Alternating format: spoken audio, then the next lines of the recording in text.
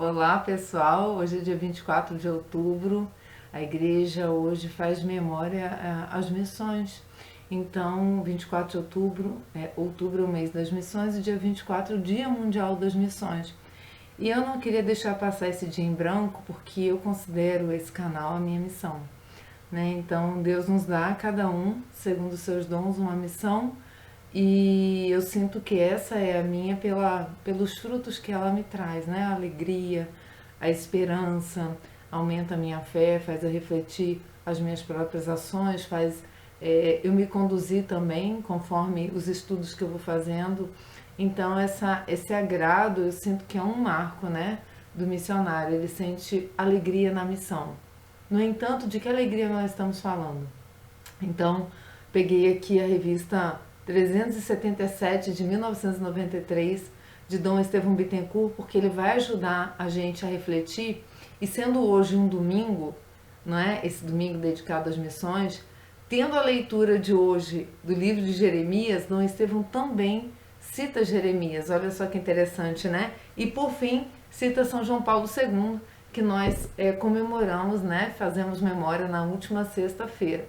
Então, assim, tudo faz com que a gente reflita, interiorize, né, o que é a nossa missão na igreja, quais são as consequências dessa missão, e por isso eu não queria deixar passar em branco, porque Santa Teresinha é padroeira do nosso canal, porque é padroeira das missões.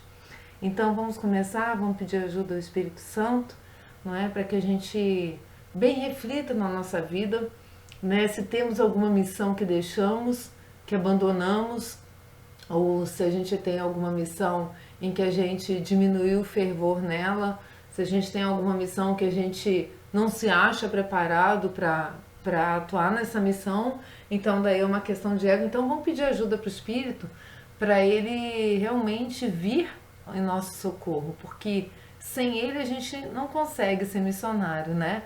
O envio dos apóstolos se deu com Pentecostes, então a igreja missionária tem início ali no Pentecostes. Então, vamos então pedir ajuda ao Espírito Santo. Em nome do Pai, do Filho, do Espírito Santo. Amém. Vinde, Espírito Santo, enchei os corações dos vossos fiéis, acendei neles o fogo do vosso amor. Enviai, Senhor, vosso Santo Espírito, e tudo será criado, e renovareis a face da terra. Oremos, Deus, que instruísse os corações dos vossos fiéis com a luz do Espírito Santo. Fazei que apreciemos retamente todas as coisas segundo o mesmo Espírito e gozemos sempre da sua consolação, por Cristo nosso Senhor. Amém. Eu estou aqui na página do Vatican News, né? E Vaticano noticiou hoje que o título que o Papa escolheu para esse dia 24 de outubro é: Não podemos deixar de afirmar o que vimos e ouvimos. Está em Atos dos Apóstolos 4:20. Aí vai dizer, né, que o Santo Padre falou: quando experimentamos a força do amor de Deus, quando reconhecemos a sua presença de Pai na nossa vida pessoal e comunitária, não podemos deixar de anunciar e partilhar o que vimos e ouvimos. A relação de Jesus com seus discípulos, a sua humanidade que nos é revelada no mistério da encarnação, no seu Evangelho e na sua Páscoa, mostram-nos até que ponto Deus ama a nossa humanidade e assume as nossas alegrias e sofrimentos, os nossos anseios e angústias. Então é uma curta reflexão, mas é importante porque na perspectiva do amor que a gente recebe de Cristo, né? E aqui vai citar dessa relação de Cristo com seus discípulos, que Deus revelando sua face humana, né? Jesus é a face humana, né? Então, ele é o rosto humano, né, de Deus, na verdade. Então, esse amor é um amor que se expande. Então, o que acontece? Quando eu recebo o amor de Cristo, o natural, né, quando eu realmente tenho esse amor vivo dentro de mim, é eu querer que isso se expanda, que isso atinja os demais. No entanto, a gente sabe que a gente está no meio de um combate espiritual. Então, quanto mais eu quero trabalhar, menos eu me encontro em condições de trabalhar. Deixa eu explicar. Toda vez que eu pego um tema, vou estudar um tema, sempre tem coisas que aparecem no meio do tema que fazem eu dar uma freada. Então não vamos dizer aqui que frear um pouco num tema que você está estudando é ruim. No entanto, aquele freio não pode estimular, porque o ser humano, quando ele tem uma certa resistência, ele sempre para e se pergunta, será que eu devo prosseguir ou será que eu devo parar? Então, esse combate espiritual, esse preparo, como nós vamos concluir esse vídeo com São Tomás de Aquino, ele parte de uma contemplação de Deus. Então, como que eu vou ser missionário? Como que eu vou, então, partilhar esse amor que quer se expandir, né? Se expande de Deus em nós através de Cristo e de nós a cada um, né? Como se fossem vasos sanguíneos, né? São as capilaridades. Os cristãos, eles vão semeando no mundo, né? O amor de Deus. E o Papa nos chama a dar um testemunho. Isso também é uma missão. Quem? Como? Testemunhando, falando mesmo, né? Nas diversas realidades que a gente vai observando das pessoas que convivem conosco, a gente tem como sempre colocar o amor que nos visitou, né, e fazer com que essa pessoa reflita sobre isso, sobre as suas próprias atitudes, não é? Sempre refletindo o que? O amor de Cristo, e não o meu. Então, quando a gente chega a essas conclusões, a gente vê que o combate espiritual, muitas vezes, ele me leva a ter essas nuances pessoais. Mas qual é a vantagem da Igreja Católica? A vantagem da Igreja Católica é que a gente tem os santos, a gente tem o exemplo dos apóstolos, a gente tem a força dos santos, a gente tem a força da Igreja triunfante, que como a gente dizia aí no Partindo do Pão de hoje, né, essa reflexão que eu e Carlos fizemos do Evangelho, essa força, ela nos impulsiona, mas ela nos impulsiona também pela Igreja triunfante, porque diz, né, o Senhor lá no Salmo, se não me engano, no Salmo de hoje, ele diz, né, entre lágrimas, né, eles vão chegando, mas nós recebemos entre preces. Que preces são essas? Né? Tanto é a prece dos santos, né, que é sem cessar, como também é um exemplo. Então, Dom Estevão Bittencourt, ele pega aqui o exemplo, não é, de São Paulo, e eu quero já entrar, porque o título que ele colocou é muito bonito, e é o que faz a gente realmente querer ser missionário. Diz assim, tu me seduziste, Senhor. Então, isso aqui está no livro de Jeremias, é muito bonito, o início do livro de Jeremias, né, em que ele diz, antes, né, que eu nascesse, né, tu me concebeu. Então, Deus, ele tem realmente um projeto para todos nós, e depois no Partindo do Pão a gente reflete isso, depois se vocês quiserem dar uma olhadinha lá, toda essa mística que envolve o profeta Jeremias, não é? Essa identidade dele com o servo sofredor de Isaías, mas Jeremias e todos os profetas e todos os missionários são seduzidos pelo amor de Deus. Então é um convite, ninguém é missionário sem um convite, né? Então é um convite que o Espírito suscita em nós pela nossa comunhão com Deus, e aí a gente vai e responde, sim, Senhor. Então Jeremias respondeu, sim, Senhor. São Paulo respondeu, sim, Senhor. A igreja inteira de santos respondeu, sim, Senhor. Santa Teresinha respondeu. Então é um convite, Deus não obriga a gente a fazer nada, né? Mas é um convite que espera uma resposta no amor, e a resposta no amor é sim para Cristo. Mas é uma resposta que tem consequências, por conta do quê? Como dizia no início, por conta do combate espiritual. Então, Dom Estevão Bittencourt, ele vai fazer uma pintura muito bonita desse quadro. Preste atenção. Essa exclamação ousada do profeta Jeremias, né? Tu me seduziste, Senhor, brotava do coração de alguém que fora chamado por Deus a fim de anunciar a sua santa palavra a um povo incrédulo. No desempenho desta missão, Jeremias foi aprisionado e lançado numa cisterna para morrer. Está em Jeremias, no capítulo 37, do 11 ao 38 e no 13. Após muito padecer, desabafava-se junto ao Senhor, com quem se queixa de haver sido ludibriado ou chamado para uma tarefa que ele não imaginava tão ingrata. Apesar de tudo, Jeremias permaneceu fiel a Deus até o fim da sua vida. Ou seja, não é porque a gente não tem uma retribuição neste mundo, ou seja, não é porque a gente não está colhendo aqui na terra os frutos da missão, que essa missão não tem que ser cumprida. Aqui fica esse primeiro exemplo de Jeremias, né?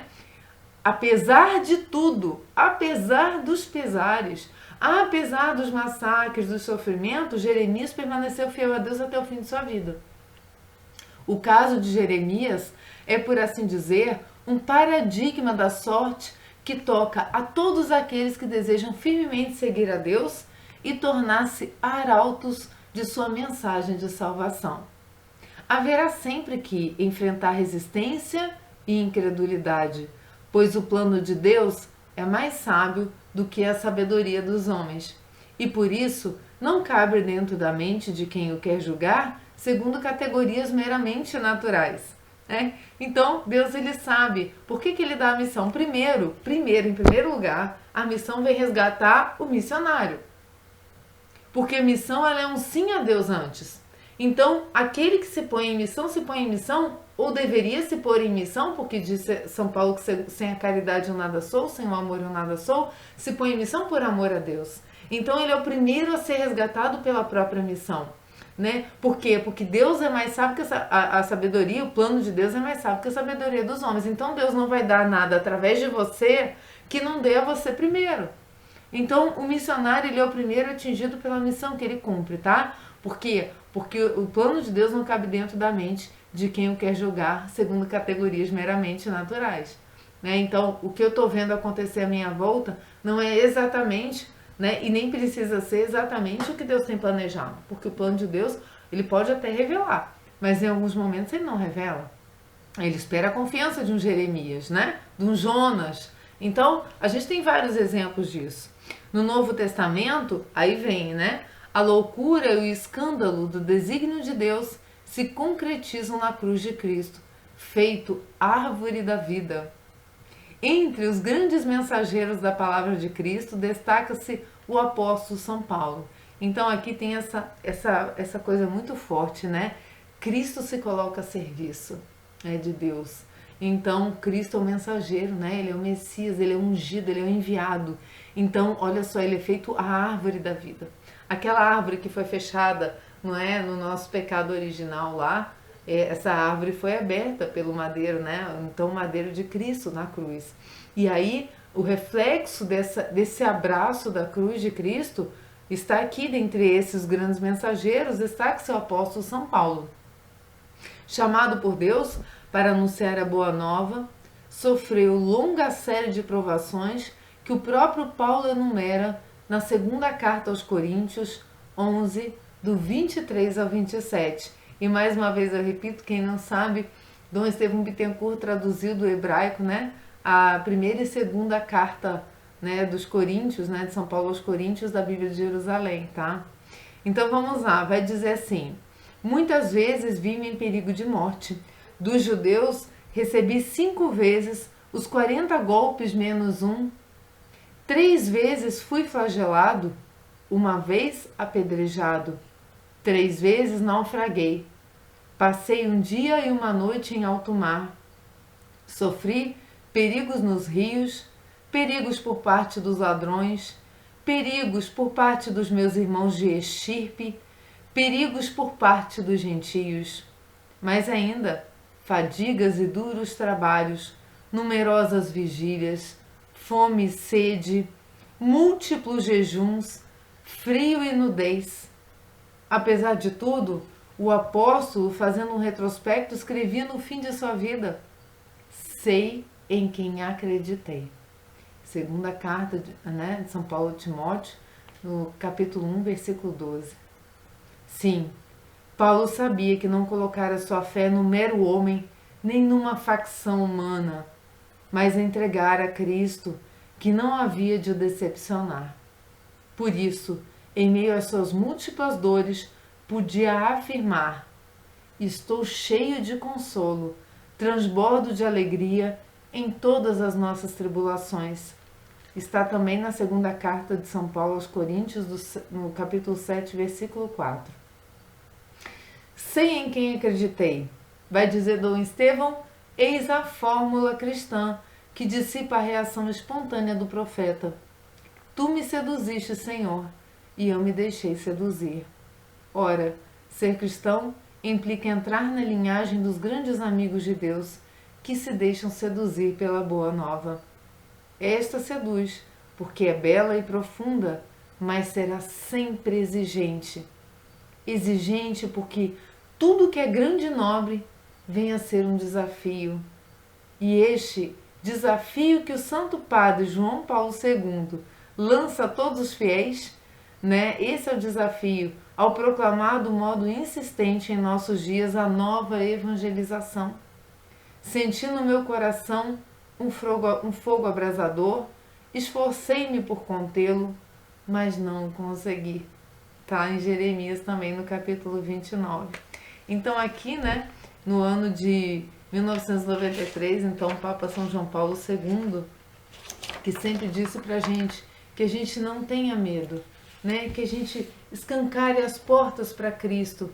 E mais uma vez, não é, o Papa Francisco pedindo a mesma coisa, sede testemunhas, né, desse amor, não tenham medo de se abrir, né, não tenham medo dos julgamentos, não tenham medo, né, das suas limitações, porque todos nós somos limitados. Porque uma coisa que eu tenho para mim, que eu fico repetindo nos vídeos, né, nós somos seres humanos tratando de matérias divinas. Se não há uma limitação aí, não é porque me falta humildade. Então, eu sou um ser humano tratando de algo que é divino, mas o divino está em mim, pelo Espírito Santo. Então, ele me auxilia, porque sem ele eu não faria. Diz Jesus, sem mim nada podeis fazer, não é? Então, antes de para concluir com São Tomás, tem uma passagem que eu queria deixar para vocês nesse mês das missões também, e que ela é muito, muito importante, e eu fui testemunha de vários acontecimentos desse tipo durante esse ano. Pessoas que queriam se abrir ao serviço e não conseguiram, né? Pessoas que eu acompanho de perto e que eu vejo a dificuldade de se entregar ao serviço. Por quê? Toda vez que eu faço um movimento para Deus, o mundo vem e tenta fazer um movimento contrário comigo.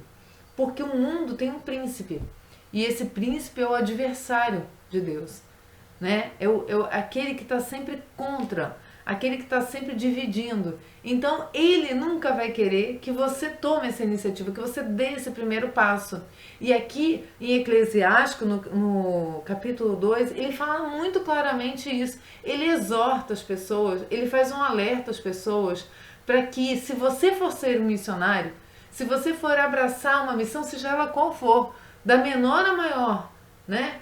Se você for, vamos dizer, uma mensagem aí, além mar, né? Se você for um missionário além mar, for para outros continentes, ou se você for um missionário aqui dentro do escritório como eu, prepare-se, prepare-se. A palavra de Deus diz isso, diz assim, olha: filho, se te dedicares a servir ao Senhor, prepara-te para a prova.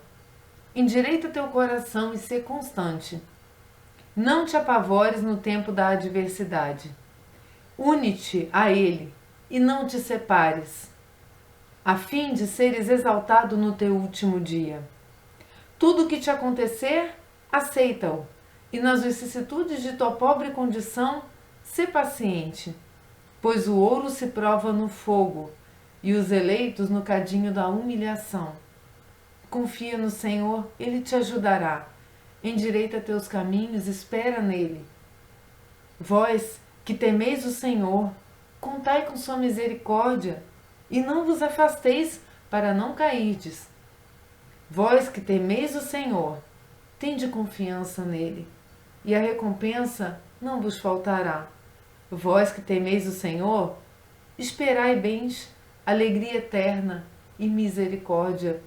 Considerai as gerações passadas e vede quem confiou no Senhor e ficou desiludido? Ou quem perseverou no temor e foi abandonado? Ou quem clamou por ele e ele o desprezou? Porque o Senhor é compassivo e misericordioso, perdoa os pecados e salva no dia da tribulação. Ai dos corações covardes e das mãos fracas, e do pecador que segue dois caminhos. Ai do coração fraco, pois não acredita, por isso não será protegido. Ai de vós que perdestes a paciência, que fareis quando o Senhor vos visitar? Os que temem ao Senhor não desobedecem às suas palavras, os que o amam observam seus caminhos. Os que temem ao Senhor procuram o seu beneplácito.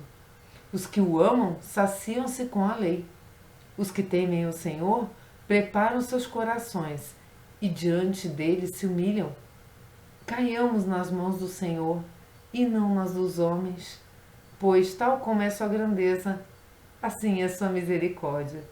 Essa palavra é uma palavra forte, dura, verdade, não é? Porque ninguém quer ser provado, não é? Ninguém quer ser provado, mas faz parte do serviço, faz parte da confirmação desse amor do nosso sim, essa prova. Passar pela dificuldade, pedir sim livramento, pedir sim que Deus nos console, pedir ajuda da Virgem Maria, dos anjos e santos, não é? É um combate espiritual, a gente não vai desarmado. No entanto, prepara-te. Não vai ser, não é? Mamão com açúcar, como se diz. No entanto, existe uma preparação que ela é muito específica. E eu considero ela, assim, vamos dizer que a pedra fundamental do missionário. Existe, não é, na igreja diversos dons, é verdade. Existe, né, diversos carismas.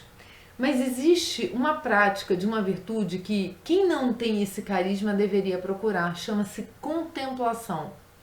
E o curioso foi que quando eu estava montando rapidamente aqui mesmo agora, há poucos minutos eu comecei a montar esse estudo pra gente, eu fui pegar o meu livro de reflexão, não é? Esse livrinho aqui da editora Eclésia de Santo Tomás de Aquino, para o Tempo Comum, e vejam no dia 24 de outubro, se vocês tiverem, peguem. Porque vejam como as coisas, né? Como Deus nos ajuda, é o que eu falo, né? Deus ele vai levando, né? E você vai só fazendo.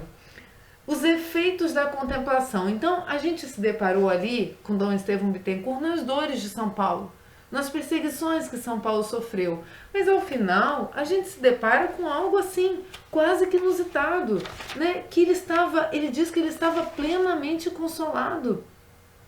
Sei em quem acreditei, não é? Sei em quem acreditei. Estou cheio de consolo, transbordo de alegria em todas as nossas tribulações. Gente, estar cheio, transbordar.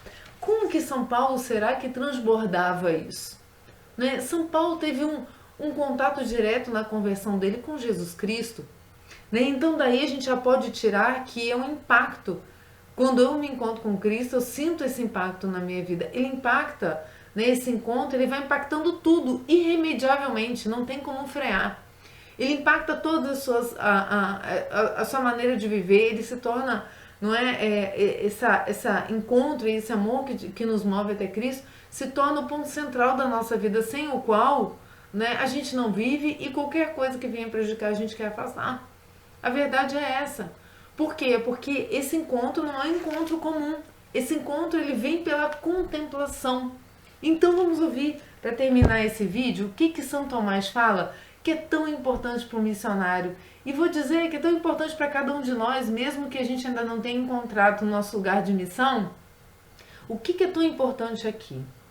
Primeiro, São Tomás começa fazendo uma reflexão do livro de Cânticos, no capítulo 1, versículo 3, em que ele diz: o rei introduziu-me nos seus aposentos.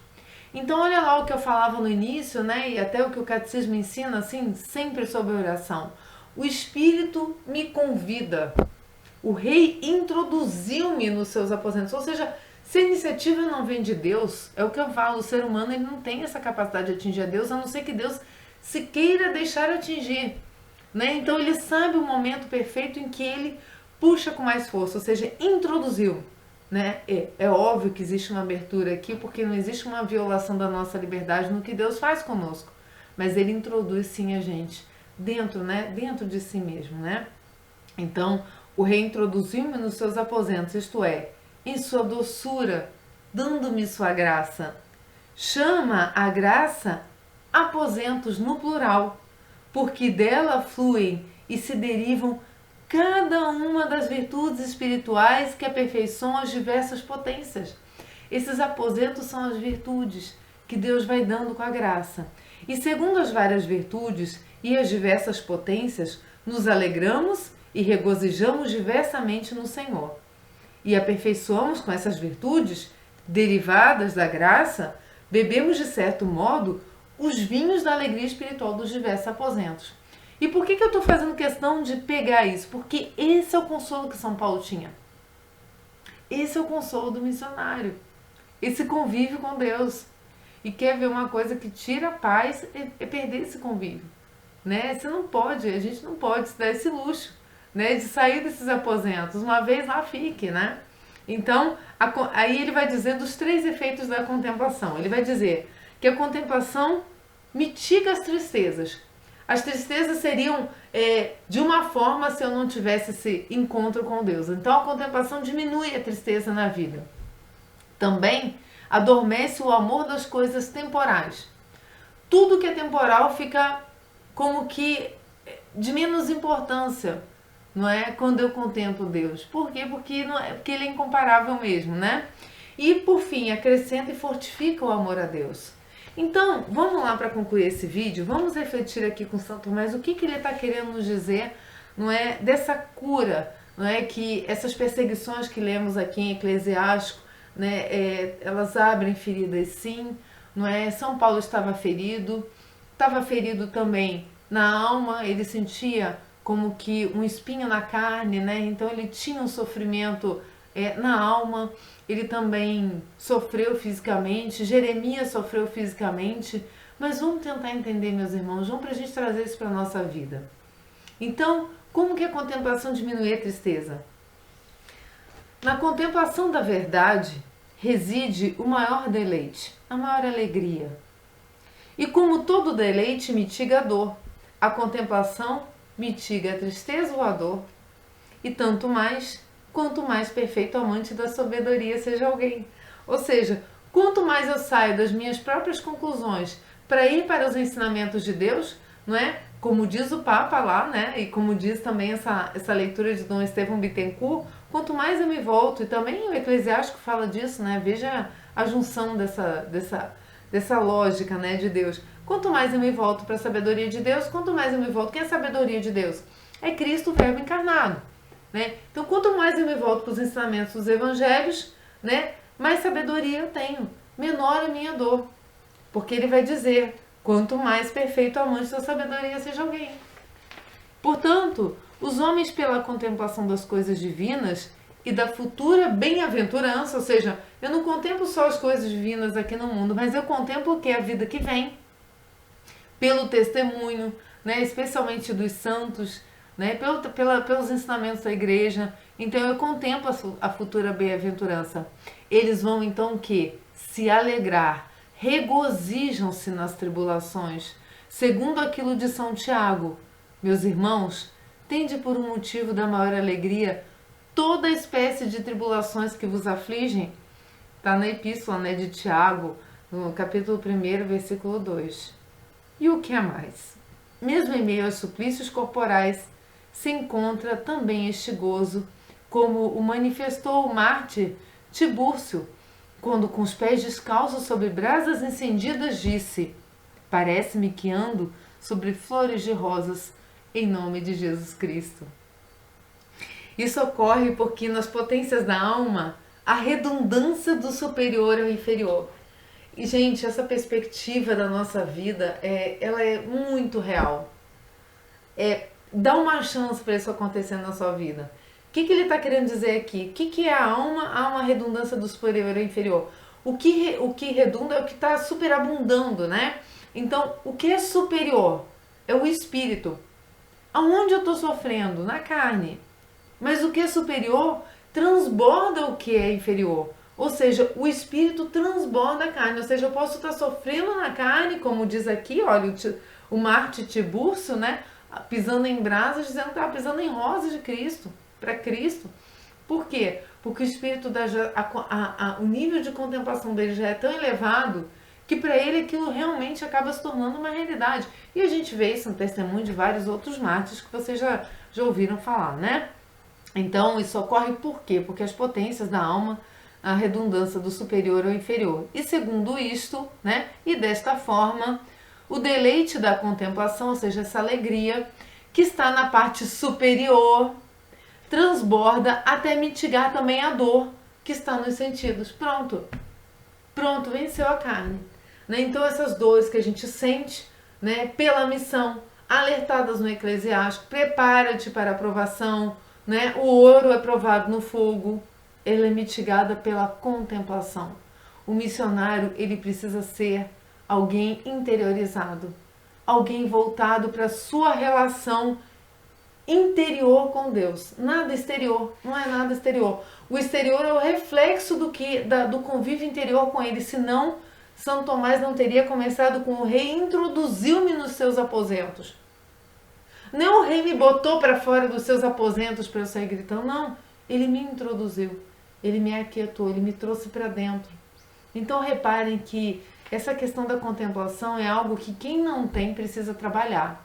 E Santo Afonso, ele tem um livro que eu recomendo para vocês, que são as meditações dele sobre o Sagrado Coração de Jesus, em que ele fala diversas vezes da importância de ir lá contemplar o Sagrado Coração na hóstia.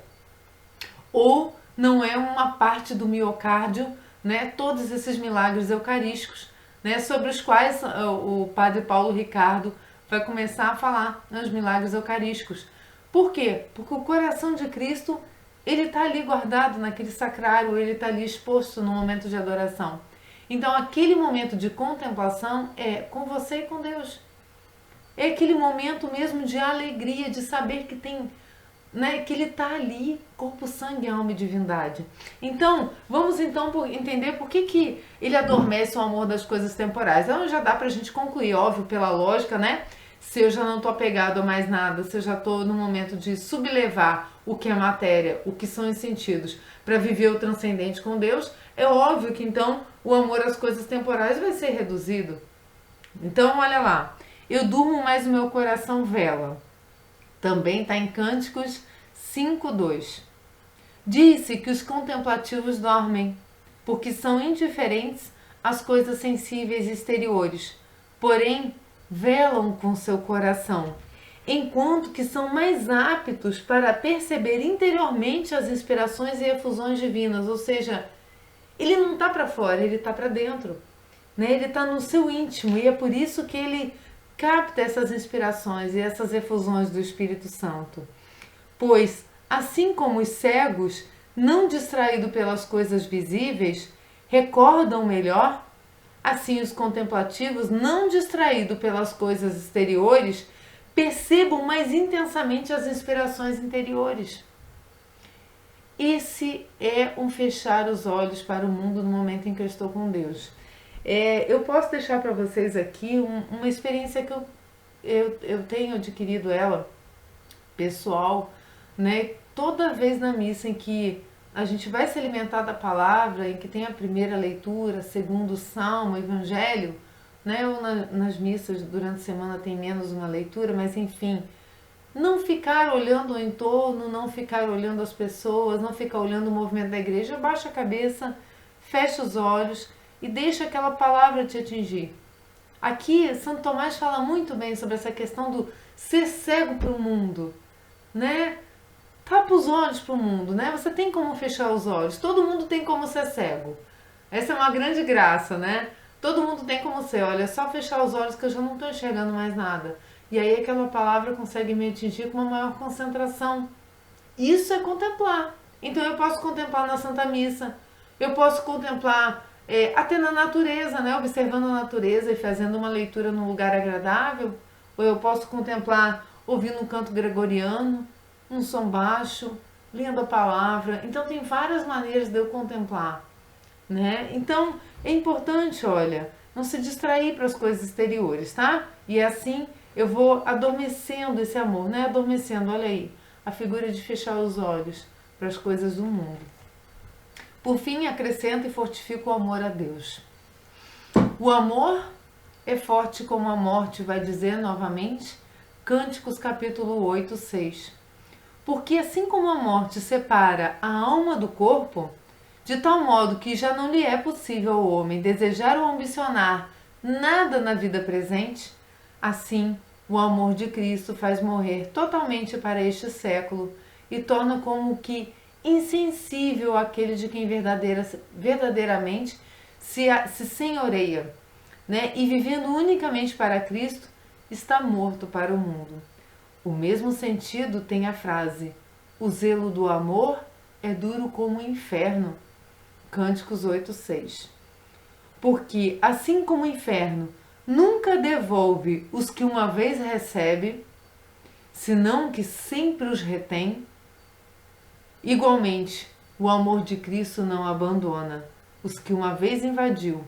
Por isso diz o apóstolo. E aí terminamos essa leitura com quem? Com São Paulo, como Dom Estevão falou, né? Pegou como exemplo. Quem nos separará, pois, do amor de Cristo? Será a tribulação, a angústia, a perseguição, a fome, a nudez, o perigo, a espada? Quem vai te separar do amor de Deus? Que tragédias na sua vida podem te impedir, né, de ser um missionário, de cumprir teu mandato aqui, né, de realmente frutificar para Deus? Então é uma lembrança que a gente tem que fazer de São Paulo muito importante aqui. Ele está na carta de São Paulo aos Romanos, né?